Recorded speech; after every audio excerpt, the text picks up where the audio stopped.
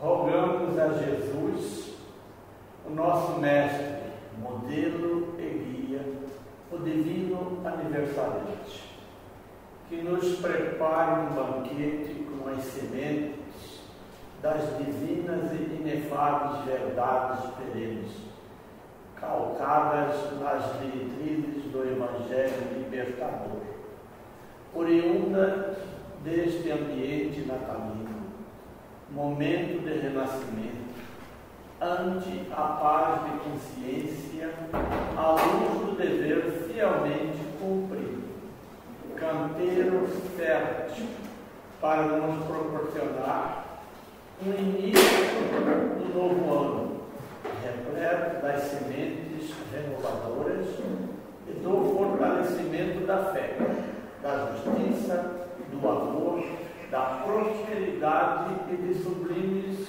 esperanças de um porvir glorioso, portadoras das imanências sempiternas, inerentes à felicidade plena, como substrato de uma conduta ilibada e de um caráter irretorquível, que, fatalmente, culminarão com o despertar das criaturas silenciosas, pelo saber que conteste e do viver atinente à alegria sem algazarras, a gratidão por tudo o que a vida nos oferece.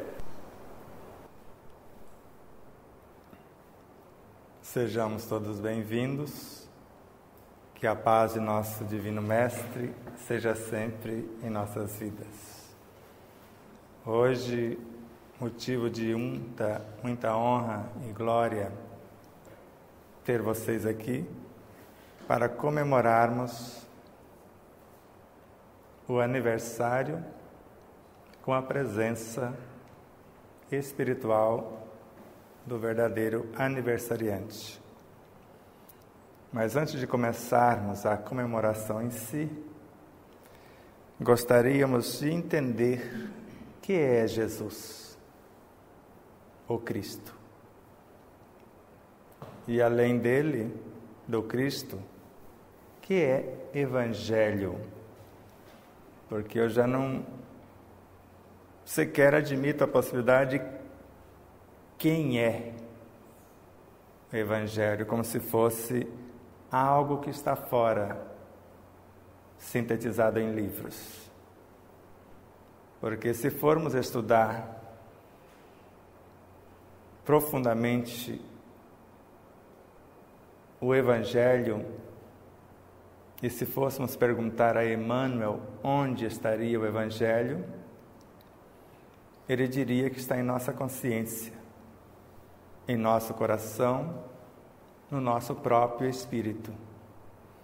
Se fôssemos perguntar a Bezerra de Menezes, ao espírito Sheila, ao espírito Caena e a vários outros luminares, eles diriam que além de estar em nós, está por toda parte. Tudo que existe teve a sua origem no Evangelho como uma vitalidade que gera a vida e como uma lei que governa essa vitalidade para que a vida possa florescer. E se remontarmos às diretrizes que estão reunidas, podemos dizer, tanto no Velho quanto no Novo Testamento, e se formos apenas nesta frase e entender o que é, conforme o evangelista Mateus, o Evangelho pode curar todas as enfermidades. Todas. Mas segundo Joana de Ângeles, é esta força, essa vitalidade, esta vida que está em nós. E como colocar isso em ação? Apenas com palavras? Com leituras? Ou como o padrasto da Águeda me disse esta semana ainda.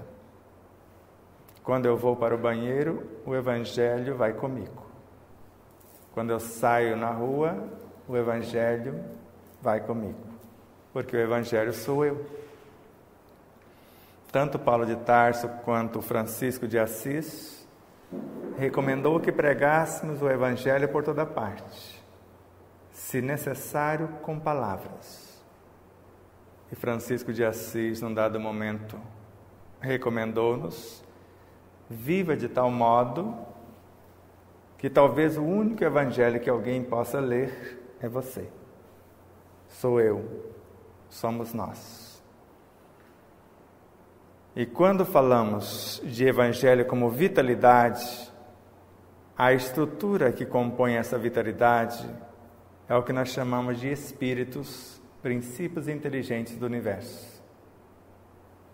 São eles que reúnem-se e formam a vitalidade que Joana de Ângeles prefere dizer que esta vitalidade é como se ela fosse um prolongamento do psiquismo divino. Nasce dele.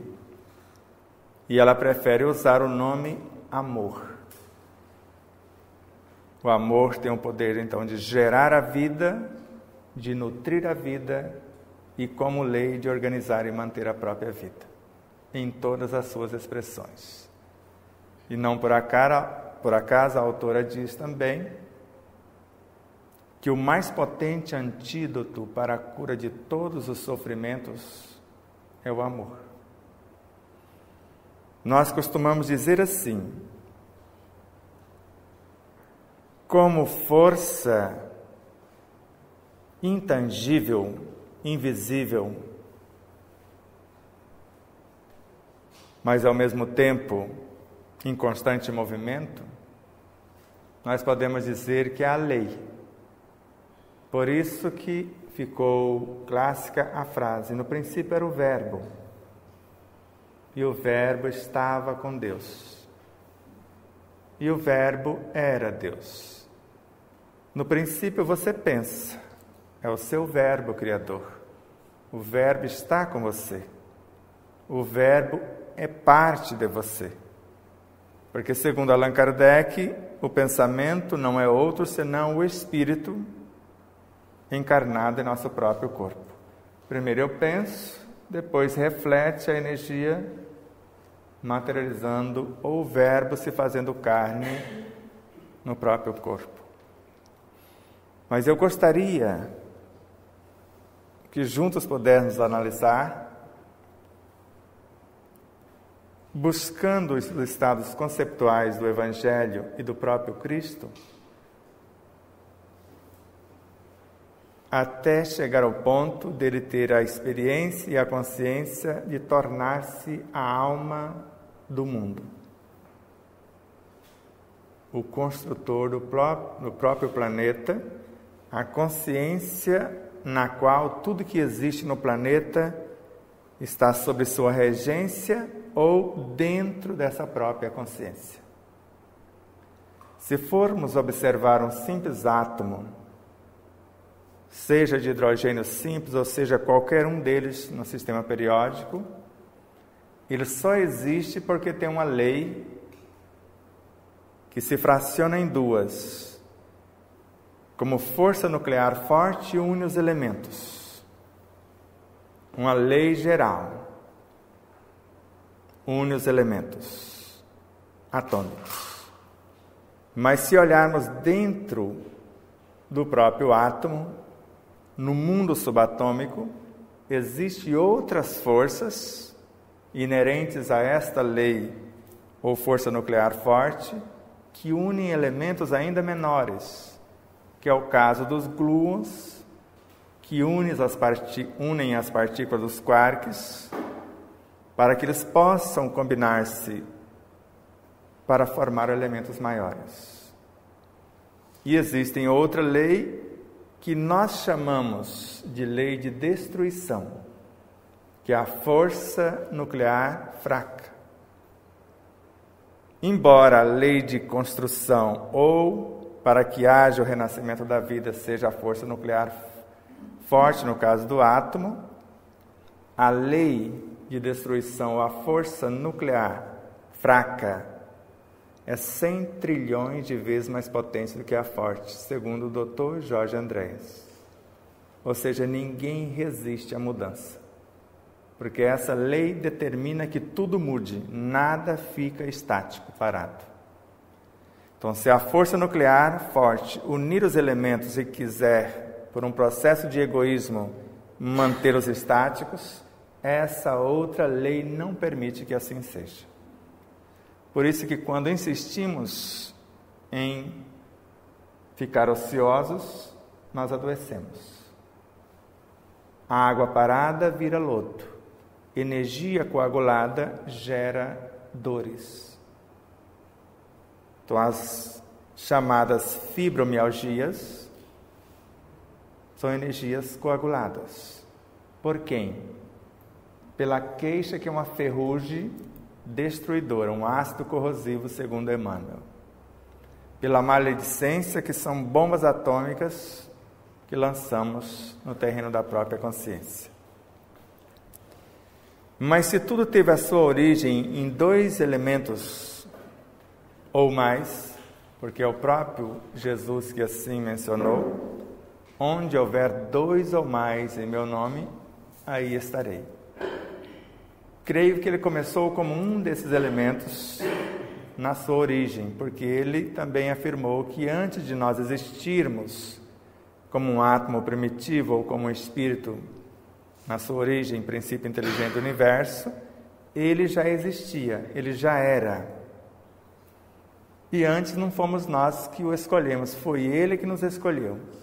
E todas as vezes que pensamos por nossa vez, nós atraímos esses elementos menores.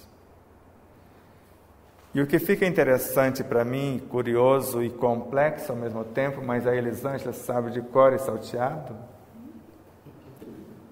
é quando Allan Kardec pergunta o que é o espírito, a resposta chega, é o princípio inteligente do universo, mas o que me assombra não é a resposta desta pergunta.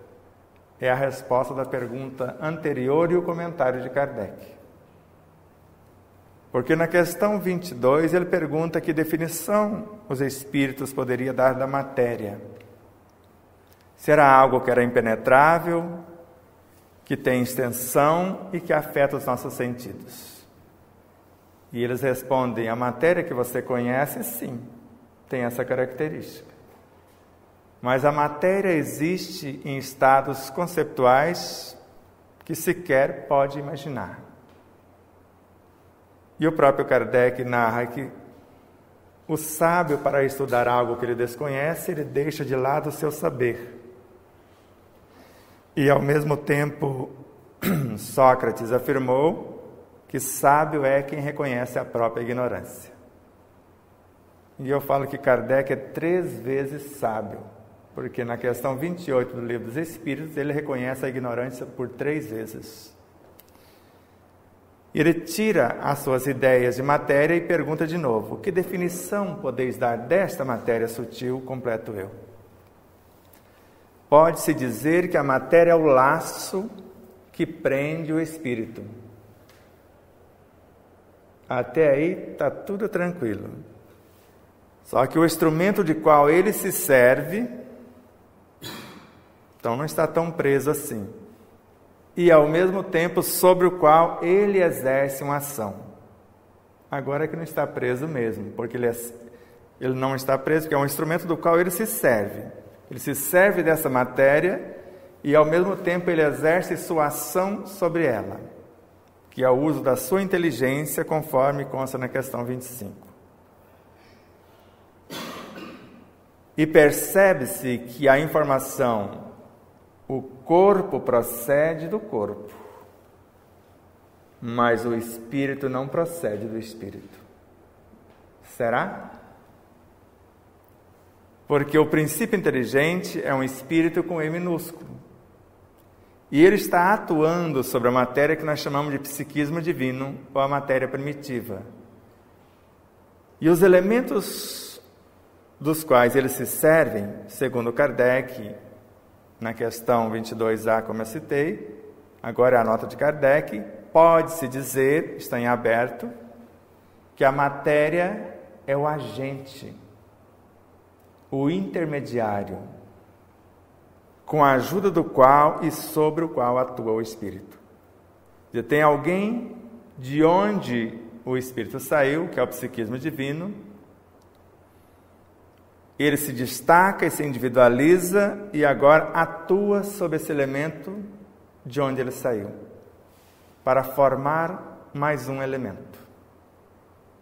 Então o Espírito procede do Espírito também nesse sentido, porque esse princípio inteligente, usando essa matéria como agente intermediário, ele vai contribuir para formar um outro, a semelhança daquela árvorezita que você plantou no seu quintal, que vai gerar uma semente, que vai gerar uma outra árvore. Porque a lei que rege o micro, segundo André Luiz, é a mesma que rege o macrocosmos. E imaginando que Jesus era este primeiro que saiu, adquiriu a sua experiência ao individualizar-se e agora, agindo sobre os que ficaram na retaguarda, formara mais um que com ele se fez um. Onde houver dois ou mais, alguém mais experiente do que ele, porque não existe só um Cristo, o estava orientando naquele momento. E a união de dois elementos forma o que conhecemos como matéria elementar, ou consciência elemental, ou, se vocês quiserem, a alma virtual. O átomo tem uma consciência, não tem? Vocês a veem? O átomo físico, a parte física, nós a vemos. Vocês conseguem enxergar as leis que regem o átomo? Porque a força nuclear forte, a fraca e as forças intraatômicas compõem a consciência do átomo, cuja regência maior se destaca quando os fótons se reúnem, formando literalmente essa força de coesão para a manutenção dessa vida.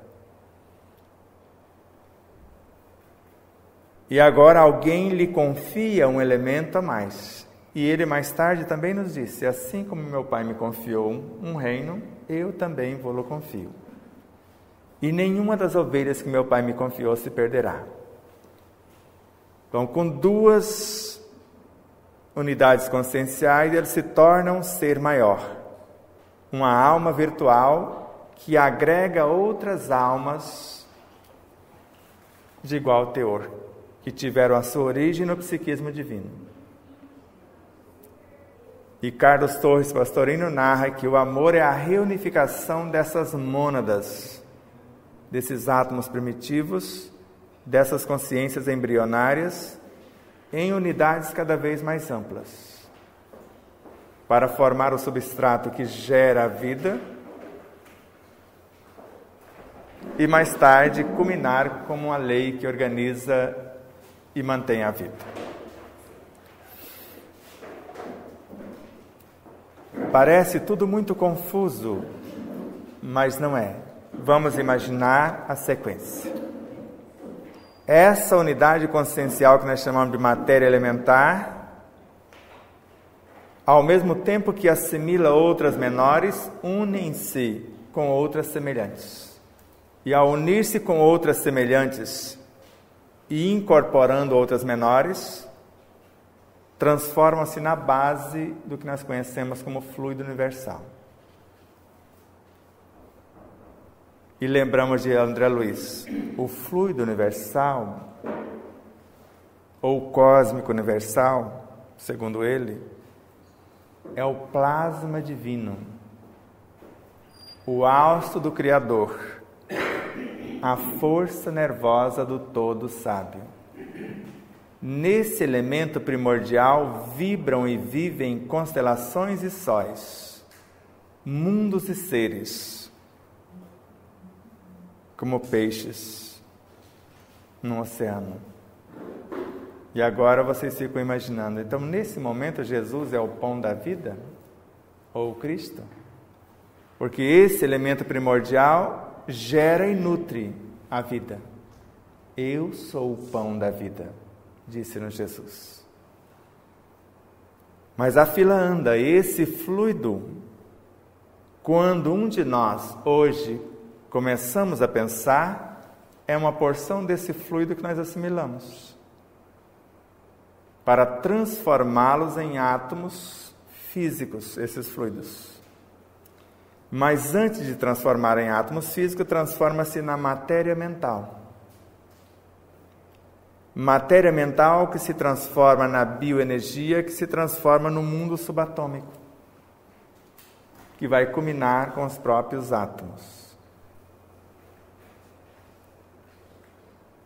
Tente imaginar o Jesus em evolução do tamanho de um átomo e tente mensurar quantos seres, espíritos ou átomos conceptuais existem dentro de um átomo físico.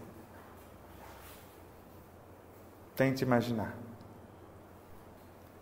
Tente imaginar ainda a união de 10.000 átomos físicos após passar pelo reino mineral, vegetal, animal, pré-humano,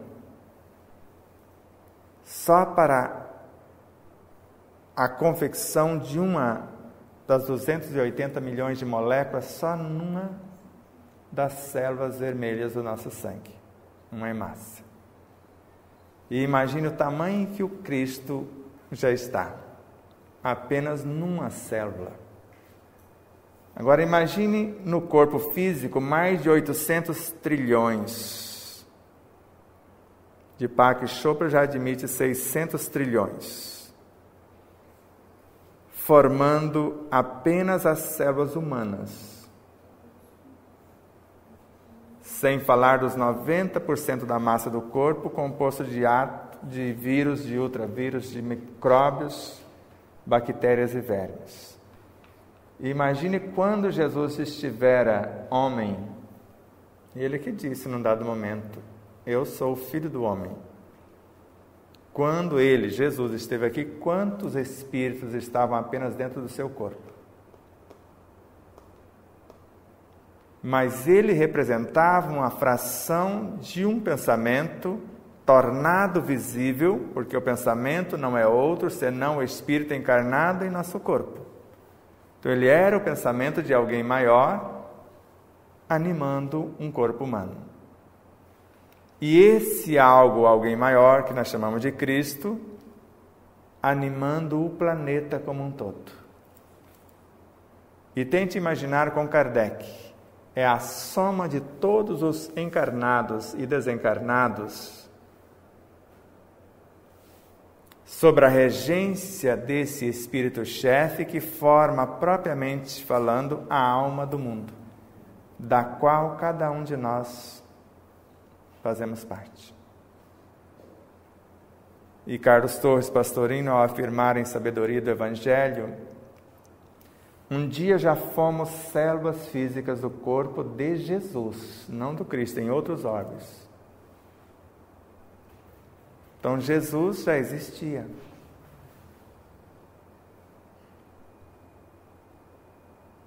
Antes de nós conhecermos. Ou de nós conhecê-lo. Ou de conhecermos como forma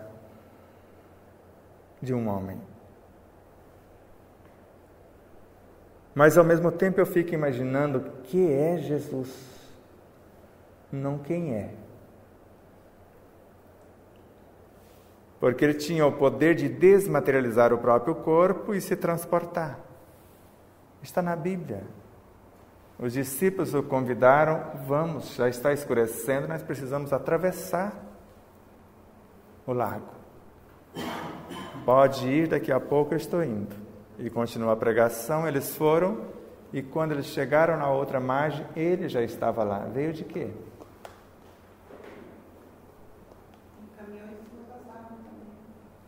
E caminhar era pouco. Esse era E aí a nossa ignorância sugere que dos 12 aos 30 ele estava aprendendo com os essênios. Ele, que é uma fração da consciência do governador supremo do planeta, e eu pensei que ele tinha vindo ensinar-nos.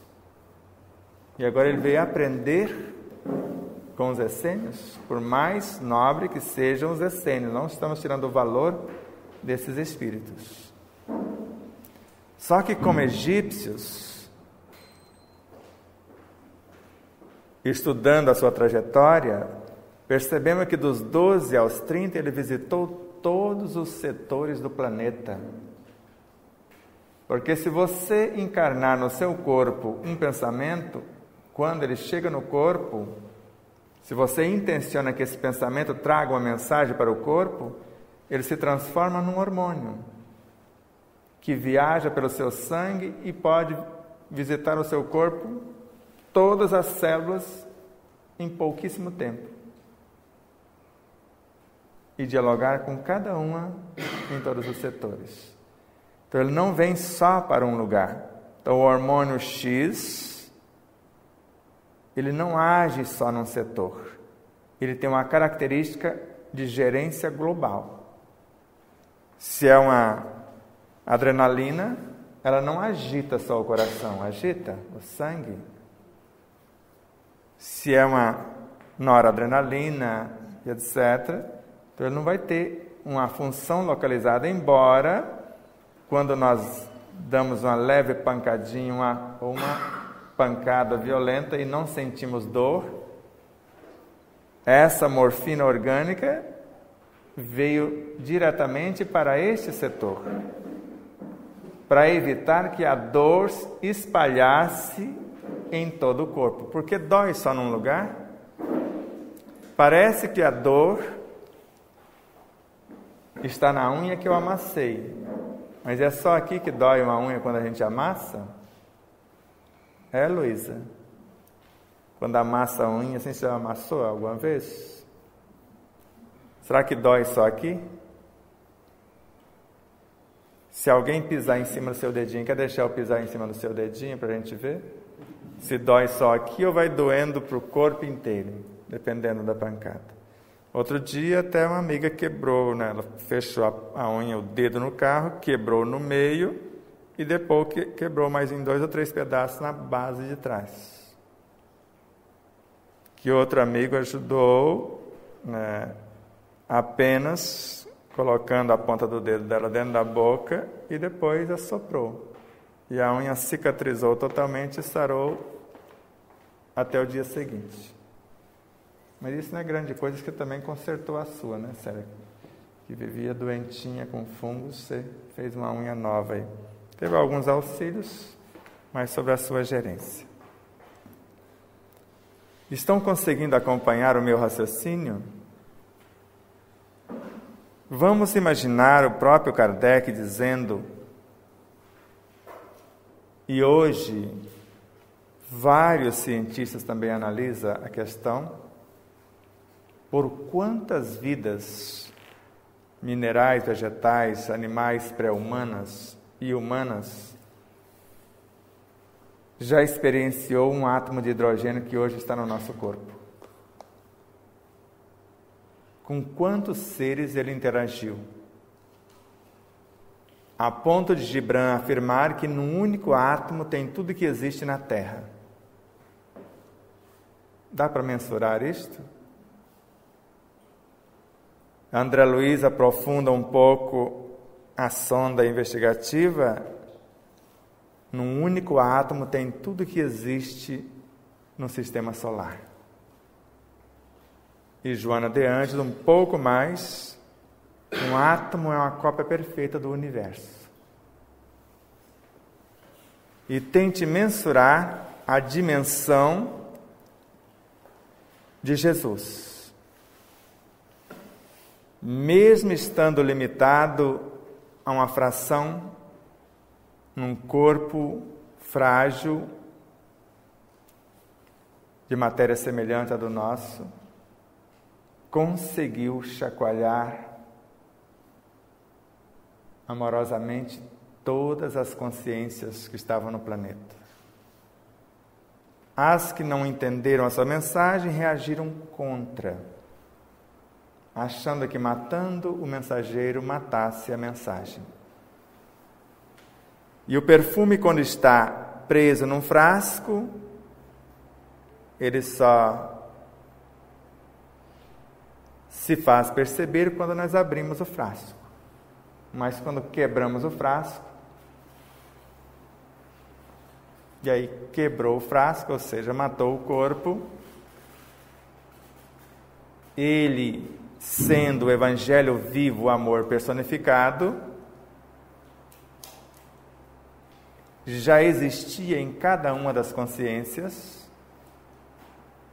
porque ele, como Cristo é a lei, a força nuclear forte que une tudo que existe dentro do planeta Terra. Se ele tirar a sua ação do planeta, ele desmancha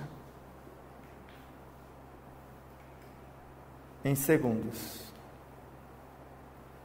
Nós sabemos que se alguém colocar ali um calcinho lá para a Terra não girar mais, né, ela parar, se fosse possível, como a gente põe no pneu de um carro, uma hora que ela para, ela congela de um lado e queima tudo do outro. Basta uma hora. Que lei é essa que permite que ela ande para fazer o trajeto em torno do Sol em mais ou menos 365 dias, algumas horas, normalmente 6 horas, a mais ou menos 107, 108 mil quilômetros por hora,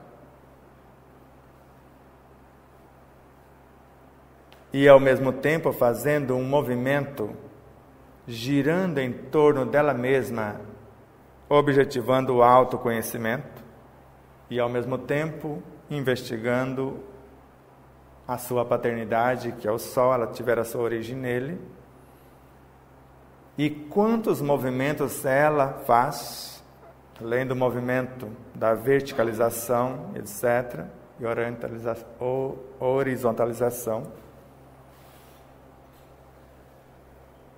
né? E outros tantos. E imagine agora cada orbe planetário girando nas suas órbitas sem se chocarem. E o sistema planetário girando com esse movimento, fazendo uma reverência a uma estrela maior. Porque vários sistemas solares, a semelhança de um único planeta, com suas órbitas de sistemas, compondo algo maior que nós chamamos de constelação, giram em torno de um Sol maior. E assim, constelações maiores em torno de uma galáxia, e o mesmo Cristo que governa o planeta Terra é o que governa o sistema solar? O mesmo que governa o sistema solar é o que governa uma constelação? O mesmo que governa uma constelação é o que governa uma galáxia? É o mesmo que governa uma nebulosa, um universo, uma dimensão? Não é. Cada um tem o seu governo. Uma célula do seu corpo tem o seu governo. Várias células que se unem formando os tecidos têm o seu governo. Os tecidos que se unem para a formação de um órgão, o órgão tem um governo em particular. Assim como um sistema regendo vários órgãos, vários sistemas formando um corpo que tem uma gerência global. Mas esse é apenas um dos nossos corpos. Corpo esse que tem mais de 380 dimensões vibracionais físicas. Agora, quantos corpos energéticos temos? Não tem como descrever. Regidos pela mesma consciência no sentido global do termo. mas cada um tem a sua consciência. Então, o que é Jesus? Porque agora é que vai ficar um pouquinho mais complexo, entre aspas. Porque no segundo Congresso Espírita Brasileiro, Bezerra de Menezes anunciou que Jesus, ou melhor, o Cristo, melhor ainda, a mente do Cristo estava se aproximando do planeta. De qual Cristo ele estava falando? Mas o Cristo não era a consciência do próprio planeta? Que Cristo é esse que está assumindo dentro desse processo de transformação, com a atitude mais evidente, enviando seres de outros orbes, de outras instâncias, constelações, galáxias e até universos, ao encontro da Terra. Quando eu penso, eu posso estar acessando o meu Cristo interno para trazer alguma coisa para o meu próprio corpo. Mas quando eu penso e vinculo a minha mente, a minha consciência, a vossas consciências, quantas vidas de vossas vidas eu trago para o meu corpo? Quando eu peço que você ore por mim, que você me sirva um copo d'água, que você me faça um cafuné, quantas vidas de vossas vidas vêm para a minha vida? Então a mente do Cristo está se aproximando do planeta. Quando eu quero mudar o meu corpo, eu crio hormônios mensageiros. Aí os luminares vão encarnando no planeta, porque a mente do Cristo está trazendo esses luminares. Mas no terceiro congresso, Bezerra dá uma outra notícia. Jesus está voltando no comportamento de cada um. Aquele que aparentemente foi, sem ter ido, porque ele está dentro e está fora. Mas ele está voltando no comportamento de cada um.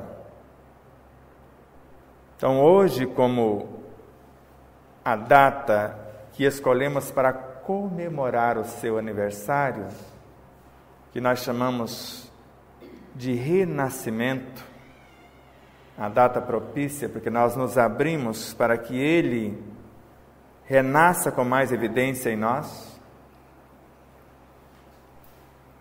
Para Paulo de Tarso, ele nasceu ou renasceu na estrada de Damasco. Para Francisco de Assis, o dia que leu algumas linhas do Evangelho livro. Para Santo Agostinho, também um momento de introspecção, de exame de consciência, o despertar desse Cristo interno, e com tantos outros. Então percebe-se que nestas datas, nós é que nos colocamos mais propensos ou não. Mas quando esquecemos o aniversariante, ele encontra facilidade para trazer alguma fração da sua consciência para o íntimo da nossa? Nós estamos na beberragem, nos excessos de alimentação, quer dizer, perturbamos o nosso psiquismo, deixamos espaço para que ele permeie? Dificultamos. Agora, quando voltamos a nossa atenção para ele, na hora da refeição, porque nós não vamos deixar de comer, nós vamos dar uma atenção maior porque nós estamos comendo o seu próprio corpo. A energia não é o corpo do Cristo? Eu vou ter um cuidado maior, vou observar melhor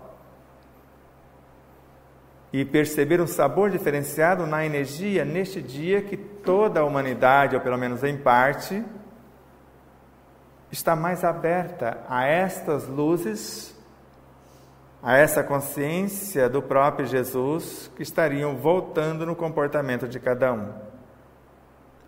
E esse cada um pode ser quem vai preparar a nossa comida, quem está preparando a roupa, quem está fazendo a oração, ou qualquer situação que traga o energismo, que representa a consciência de Jesus diretamente, e ele representando a consciência crística do orbe planetário e, consequentemente, de todos os orbes em todos os pontos do cosmos. Então, quando falamos de Jesus e de seu Evangelho, e os Espíritos narram que o Evangelho está nos animais, né, João? Na vaca que morreu, na vaca que viveu, no milho que aparentemente não deu tanto, mas na prática deu mais pamonha do que o que deu muito. É porque eles fizeram a lavoura de milho, Marlene, Egínio, os demais, e ela não ficou lá grande coisa, e colheram, e alguém queria comprar 15 sacos, como que era? Quantos sacos? Porque normalmente dava, antes de eu conhecer vocês, quantas pamonhas que dava o milharal? Então, aqui em São Sebastião tinha época que dava bastante e tinha época que dava muito pouco. Daria 25 balaios, pelo menos. Uma quantidade de terra, quantidade de milho, fogão, cada espiga dava uma pamonha. Exato, sumir. O problema lá que às vezes dava muito, às vezes dava quase nada. Não dava quase nada. Só que na última colheita não deu quase nada e deu mais pamonha do que quando deu. Foi, deu 4.000 e quantos? 4.700. E na colheita anterior, que deu mais milho, deu menos pamonha. Então, quer dizer, se a gente agradece pelo pouco, o energismo de quem manipula, a natureza corresponde, os elementos que não foi possível trazer para as espigas, eles são carreados na hora da confecção. Aí aumenta as possibilidades. Porque Jesus impôs as mãos. A mão ou as mãos para o espírito é o seu pensamento, a sua vontade. Quer dizer, ele conectou a sua vontade, o seu pensamento, com a vontade, com o pensamento dos seus discípulos e multiplicou as possibilidades de gerar o alimento espiritual. E eles próprios, falando da boa nova do Evangelho, alimentaram mais de 5.000 pessoas com as palavras e sobrou mais do que tinham por falta de entendimento. Porque, segundo o que consta na Bíblia, eles recolheram mais sobras do que o que tinha inicialmente. Porque eles tinham conhecimento X, como Paulo de Tarso fazia, dava as diretrizes da mediunidade, e num dado momento ele impunha as mãos e abria os canais. Paulo fazia isso. Agora imagine a potência de Jesus para fazer isto. Imagine o fenômeno de Pentecostes acontecendo como a multiplicação dos peixes e pães. Porque Kardec narra que, se fora físico, a memória dos discípulos era muito precária. Porque no outro dia, após a multiplicação dos pães e peixes para alimentar mais de 5.000 pessoas, foi aquele momento que ele narrou: agora eu preciso ir.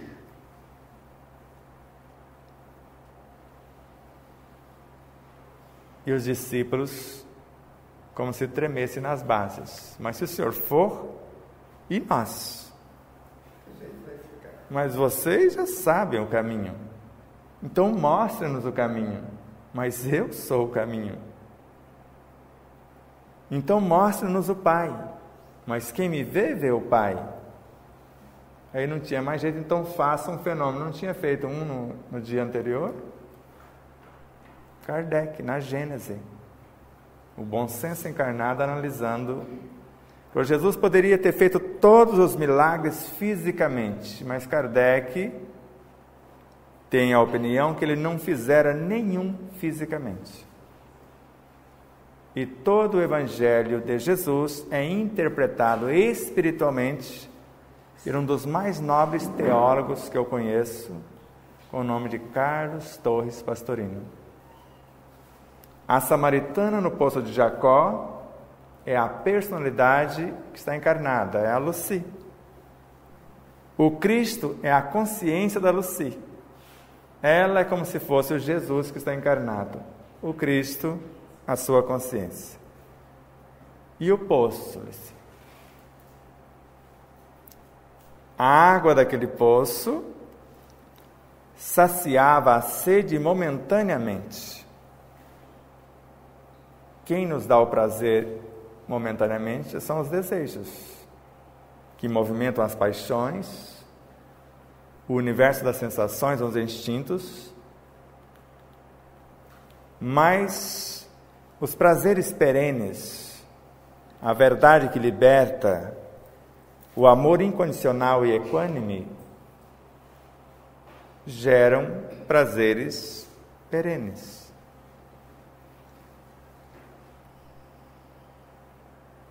Então, quando falamos que é Jesus, quem estivera aqui até os 30 anos, que reforço foi aquele que João, fisicamente o seu primo, primeiro, João Batista, após ceder do seu psiquismo, da sua consciência, algo, criando a ambiência para que algo maior viesse de outras instâncias, como mais uma fração desse Cristo vindo reforçar o que já estava aqui. E nos últimos 3 anos, para fazer o que foi feito. Isso acontece conosco também? O momento que nós chamamos de batismo, nós chamamos de compromisso. A partir dali eu assumo um novo compromisso. Então é comprometimento. E conforme nos comprometemos, o auxílio chega.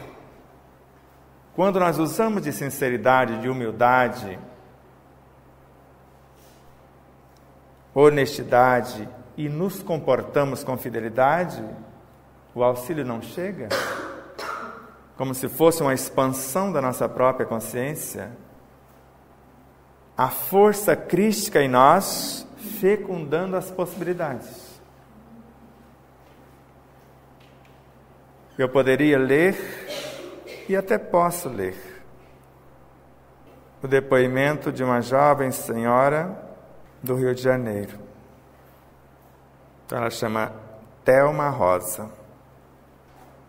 Gratidão por seu apreço, diria mesmo amor e cuidado. Gratidão por você em meus dias. Não só você, assim como o nosso querido, aí dá o nome de alguém. Em minhas preces, em meus pensamentos, em meu existir, sou grata a vocês. Há 2 pessoas que fez chegar até ela o que nós estudamos por aqui. Por tudo que já consegui e ainda promovo em minha espaçonave física e perispiritual. Já não faço mais uso da muleta e recebi alta da fisioterapeuta e não faz mais fisioterapia após 10 anos que ela fazia fisioterapia. E sem perspectiva de melhoras, só para manutenção. Hoje já sou outra em todos os sentidos e graças a esse despertamento que vocês têm me promovido ou me propiciado. Sou a cada dia ou a cada pouco, a cada momento, uma nova pessoa, mais consciente, sábia. Estou muito feliz. Este foi o ano de significativas realizações. E aí ela agradece e etc.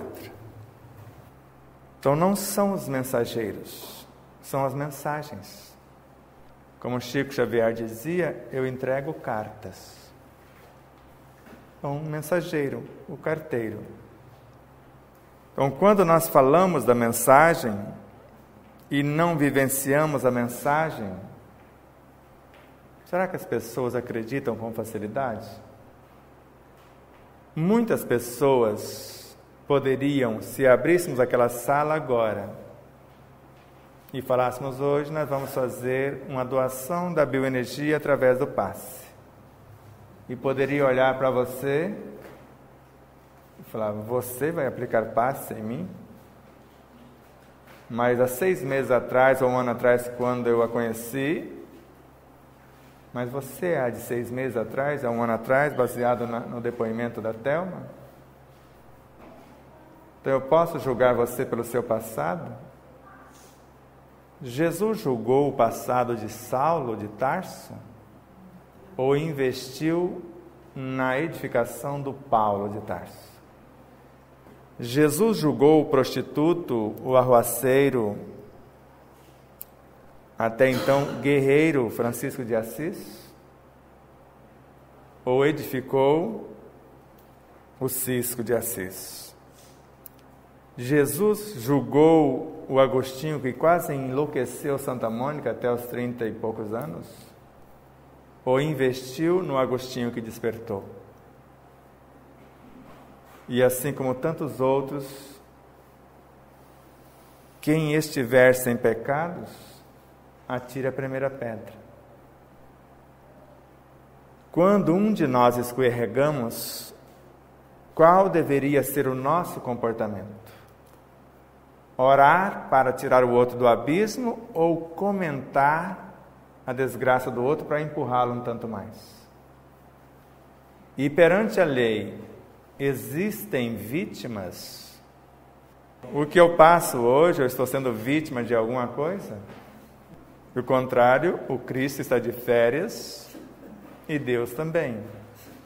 E ambos são oniscientes, onipresentes e onipotentes dentro das suas realidades. Deus, a totalidade, e o Cristo dentro da sua limitação.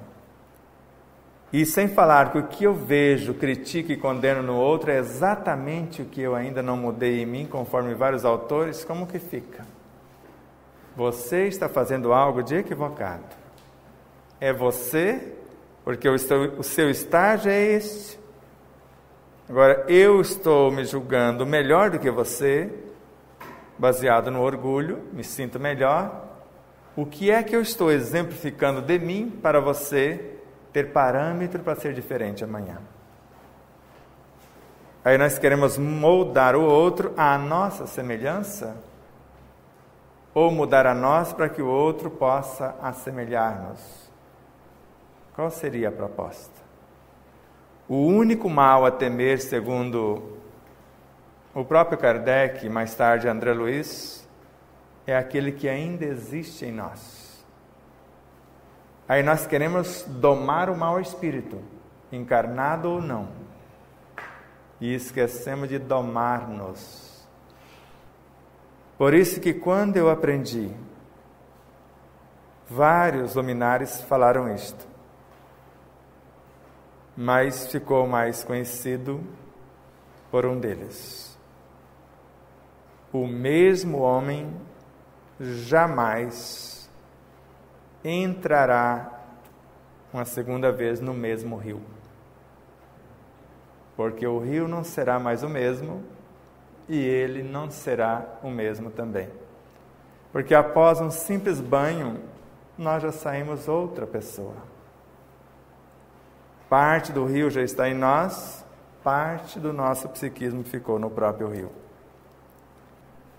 Onde está Jesus em nós? no nosso pensamento atual, porque se ele não condena o nosso passado, e a cada segundo é um novo despertar, conforme está na obra O Céu e o Inferno, de Allan Kardec, no Código Penal da Vida Futura, se eu me arrependo de uma vida equivocada, tomo consciência, o primeiro momento vai haver uma dor profunda, porque eu reconheço a própria ignorância e os desatinos que cometi. E a partir dali eu tenho que imprimir um processo de mudança no meu psiquismo, já que tudo que eu fizer em mim reflete no contexto, consertando todo o estrago que fora feito. Porque quando violei, prejudicando alguém, eu não prejudiquei alguém diretamente, eu violei uma lei. E eu estou em débito com a lei. Porque se você foi extorquida e desencarnou, você precisa de dinheiro do lado de lá? Se é que existe lado de lá. Então você já me perdoou, então para quem eu devo? Para quem eu vou devolver essa soma?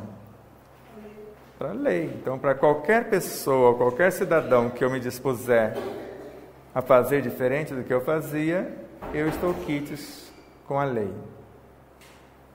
Que é Jesus, o Cristo. E quem somos nós? E quem desejamos ser? Então, quando falamos de Jesus, é muito fácil falar bonito usando a sua mensagem. Falar de perdão enche a boca. Mas o que é perdão? Porque quando fazemos o bem espontaneamente, normalmente esquecemos. É um fato. Quando fazemos espontaneamente. Agora, quando fazemos para alguém ver, aí catalogamos o que foi feito. Lembra? Acho que você lembra, Célia, que alguém queria anotar todo o histórico da fraternidade. A Águida, falei, não anote coisa alguma.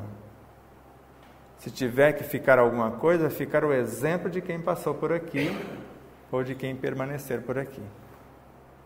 A história, a memória dessa casa deve ficar no psiquismo de cada ser assistido que passou por aqui, intencionando entender melhor o Evangelho que está na batatinha, que está na cenoura.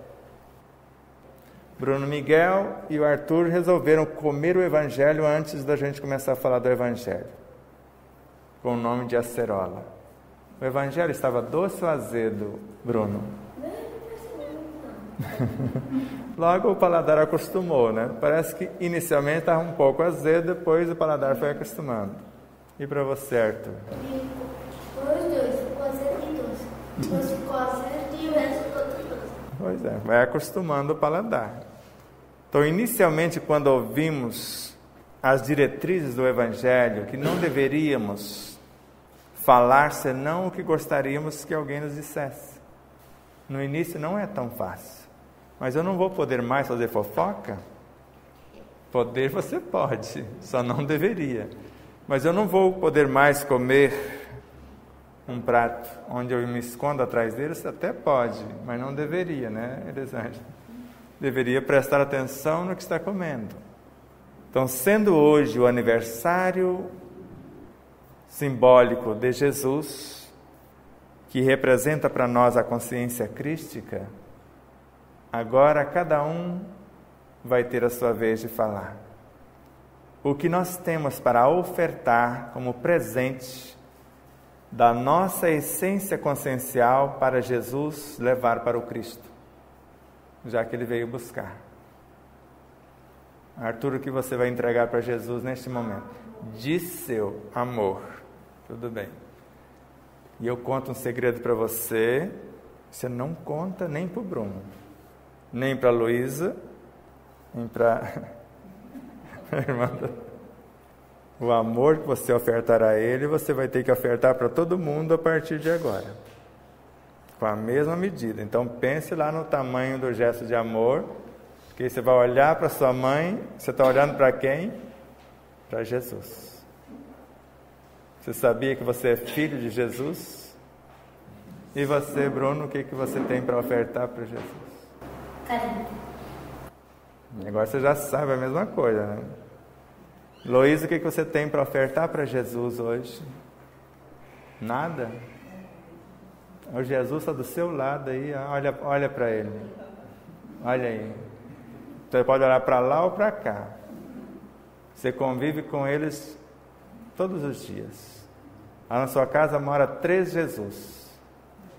Com você, claro que também. O que você tem para ofertar? Nadinha? Nem um sorriso? E você? Também não tem nada? Flávia? Gostaria de ter ofertado paciência, estou tentando. Então diga para ele, já que essa seria a sua oferta, fala, me ensina a confeccioná-la para depois ofertá-la, que é também uma proposta enobrecedora. Então você intenciona a construção da paciência, que tem 2 diretrizes. É a ciência da paz ou a tranquilidade interior, na visão de 2 mestres, que é Joana e Emmanuel. Então você quer construir a ciência da paz ou ter algo como tranquilidade interior para ofertar a Jesus. E já tem professores para te ajudar a treinar? Tem a Luísa. E aí, Luísa, o que você tem para ofertar? A terrível que eu tenho para ofertar para Jesus é minha pequenez em conseguir esse despertar que a gente tanto está buscando. E eu cheguei à conclusão que eu sou muito pequenininho ainda, mas que eu vou conseguir. Então você já tem 3 pequenos cristos para todo dia olhar para eles e ofertar alguma coisa. Gabriel, disciplina. No mínimo, você não vê sua mãe todos os dias, nem sua tia, mas tem no ambiente de trabalho, da escola. César vai viver, ofertar vida. Se alguém estiver desanimadinho, a Rose, sua esposa, seu pai, sua sobrinha, seus irmãos, ele vai ofertar essa alegria de viver. E a mãe do Arthur? Serenidade, calma.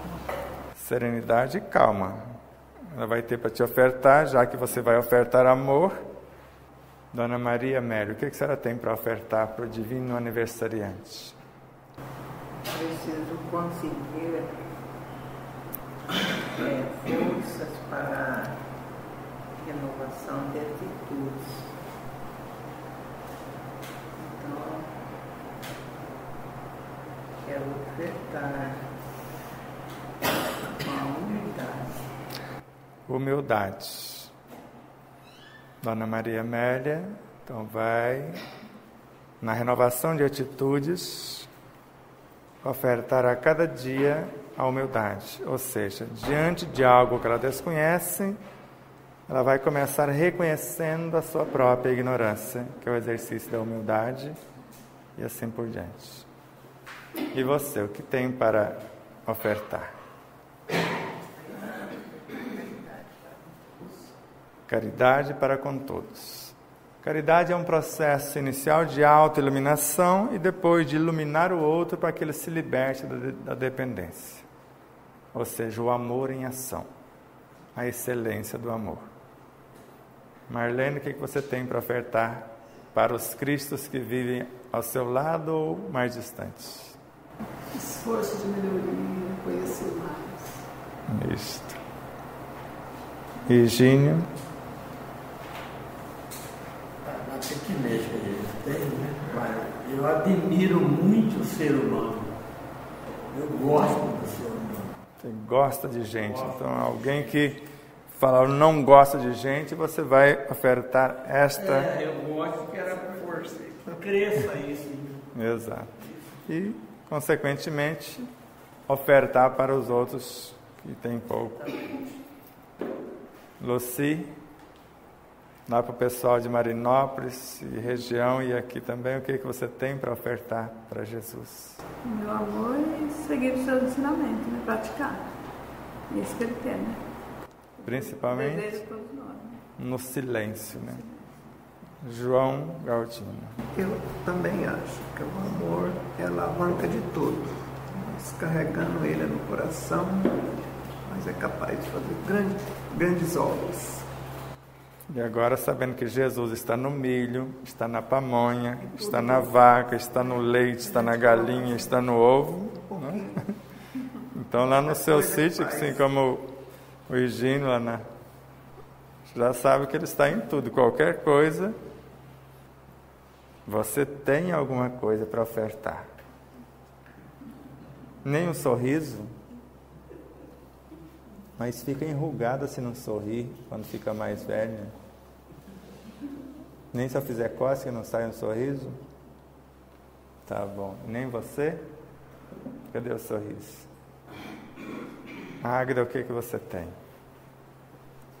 O que você deseja ofertar? Tudo que eu tenho de melhor. Se existir algo de melhor em mim, já é o que eu quero ofertar para Jesus. E continuar meu trabalho para melhorar cada vez mais. E você, Esther? Tenho que oferecer a ele um pouco mais de humildade, paciência, um pouquinho mais de trabalho. Tá bom. O nome do senhor? Manuel Vital. Manuel Vital, o que o senhor tem para ofertar para Jesus? Do seu coração. Só Deus. Deus do meu coração. O Deus que está no teu coração. E a senhora como chama? Marisa. Marisa, o que a senhora tem para ofertar para ele? Aí tem para ofertar que ele me dá muita saúde, muita paz, muita alegria esse ano inteiro, para mim poder sobreviver. Uma sobrevivência. Isto. Guilherme. Seus ensinamentos nas minhas atitudes, né? Tudo que a gente vai falando, né? Se não vivenciar, né? É o tema de hoje, ser o Evangelho vivo, né, na ação. Eleusa? Eu acho que eu não tenho ouro nem prata, mas o que eu tenho e muita gratidão a todos os Cristos. Não só os internos aqui, mas a todos vocês.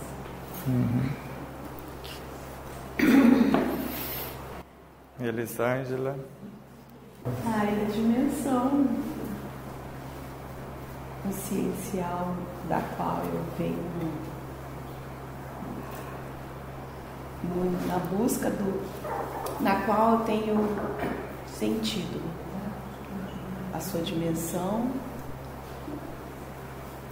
da qual eu percebo, e a capacidade de expandir essa dimensão da qual eu sinto. Pode. As minhas células, né? É isso. Você já falou, né? Então diga, Célia. Eu não sei se eu tenho algo bom para ofertar para ele, mas diante da dimensão que ele é, eu sinto que eu sou muito pequeno e talvez a humildade, a gratidão que eu tenho por ele, por estar aqui. Obrigado. Vilma Camargo, o que você tem para ofertar para Jesus? A minha vida. Foi na música, né? Você, Melry? Eu e a minha eterna gratidão. Elizabeth? A gratidão imensa sempre por tudo que ele sempre nos oferece, nos oferta. Então, por mais difícil que seja, gratidão imensa. porque sempre vai ser um aprendizado em toda a nossa. Obrigado. E veja, a Vilma disse que oferta a vida. Todos nós somos uma fração do Cristo, de Jesus. Então, tudo que existir em nós é bom. Depende de como se vê. Você falou? Você não falou. Carinho, amor. Ele vai devolver, né? Você faz carinho para lá, ela manda carinho para cá, né? Então veja, qual a diferença do remédio e do veneno? Quantidade. Qual que é o melhor, água oxigenada ou água natural? Depende de onde vai usar. Pode ser o melhor alimento do mundo. Se for em excesso, torna-se um veneno. Alguém disse, nem ouro nem prata tenho, Eleus. Então, quando nós falamos a semelhança daquele ser que criaram a história, Jesus, eu sou o Zé. Precisou, conte comigo. Porque eu não sei se naquele dia, pelo meu processo de deseducação, ele vai pedir que eu chute o pé do João Galdino para ver como que ele reage. Não tem isso? Jesus não está em tudo? Por que será que ele permitiu que eu pisasse no pé dele ou chutasse o pé dele? Tem um duplo objetivo? Ou eu não sou de Jesus? Naquele momento, eu era do concorrente. Eles não criaram um concorrente? E o concorrente tem tanta habilidade, não tem? Segundo o que consta na Bíblia. Os que Jesus está conduzindo vai dar mais ou menos 14 mil, pouco mais, segundo algumas Bíblias. Já viu quão ruim é esse professor chamado Jesus? Isso em relação à população global, vocês vão ter que ficar um tempão colocando 0, 0, 0, 0 e depois vírgula 1. Quer dizer, o concorrente levou o resto? Agora, existe o chamado demônio? Se não existe o inferno, existe o demônio? Inferno é um lugar ou um estado de consciência? Se eu estou bem, eu posso estar no meio de pessoas atormentadas, enlouquecidas. Eu estou em paz. Eu sei quem sou. Se alguém quiser me julgar pelo ontem, eu não sou o ontem. Por isso, a cada segundo eu faço um autoexame e a partir de agora, assim como Paulo de Tarso, como Santo Agostinho, como Francisco de Assis, como tantos outros, não me comparando em gênero e grau, assim como todos vocês falaram, nós vamos nos esforçando para mudar para melhor. Agora, se eu mudei um pouquinho, eu vou me condenar pela minha ignorância de ontem? Se o amor cobre a multidão de pecados? Então, a cada gesto, eu estou corrigindo o meu passado e construindo o meu futuro através das atitudes presentes. Alguém gostaria de fazer a nossa prece de encerramento? Representando a oferta de cada um para o aniversariante, o nosso mestre, modelo e guia, e ao mesmo tempo para a consciência diretora de nossas realidades múltiplas, a consciência de nossas cidades, de nossos estados, países, do nosso planeta e de outros tantos que estão vindo outros seres.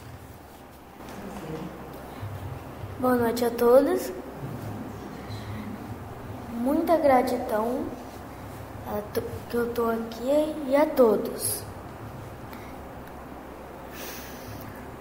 Deus é que nem a terra. Ele pode criar, pode destruir. Ele é tudo. Ele pode aparecer do nada aqui. Ele pode aparecer em qualquer lugar. Ele é tudo.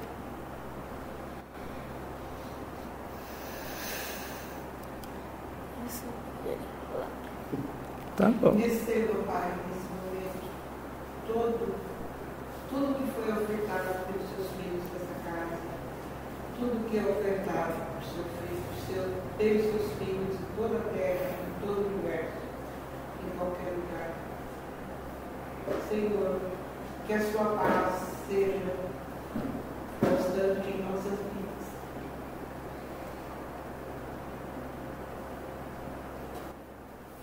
Que assim seja.